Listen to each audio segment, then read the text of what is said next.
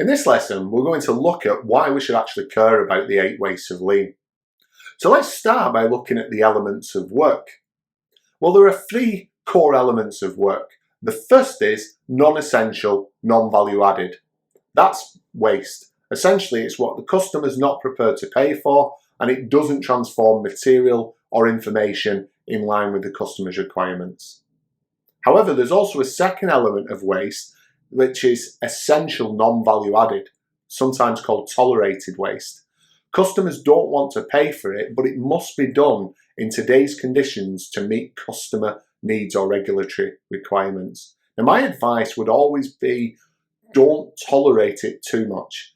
It might be that there's a regulatory requirement, it might be that the current process design requires us to, for example, clean something for a second time, or to remove waste from the actual product itself, or there might be an approval process in an office process that we've always accepted is required.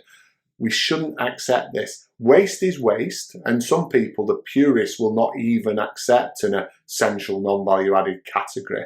I think it's important, but it shouldn't be given as a get out of jail free card. It shouldn't be okay, this is essential non-value added, so we're not going to tackle it.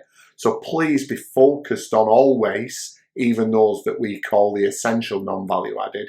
But in prioritisation, we'll essentially go for the red waste before we go for the amber waste. And then the third category is value added. Any activity that the customer is prepared to pay for and it transforms the material or the information in line with the customer's requirements is value added work. That's the element of work that really matters to the customer and to us as an organisation, because we get paid for that part of the work. And what's important about understanding that breakdown is that we talked earlier in the introduction to the course, or the welcome to the course, that what we're trying to do is ensure that our value stream flows and that we've got as much of our value stream value added for our customer. Now, if you look on this particular chart, what you'll see is that typically, this is illustrative of all value streams, probably only about 5% or even less than the lead time of a value stream is actually value added activity. The rest of it is waste, or muda as it's called in Japanese. And what this means is that our traditional focus on only speeding up the value added items is actually deleterious and misguided, because what we're actually doing is only making a small improvement to total lead time of the value stream.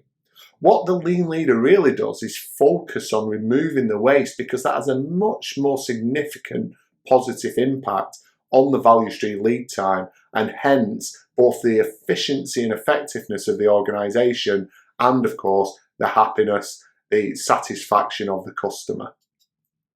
And the way that we do that is essentially by reducing waste across 3 areas of focus in a business. There are really only 3 key areas of focus that a business needs to make really well to be successful. The first on the right hand side of this chart is daily management, making sure we deliver what we promised our customers. And in the Leading with Lean Academy, we actually have a course specifically on daily management, because it's that important.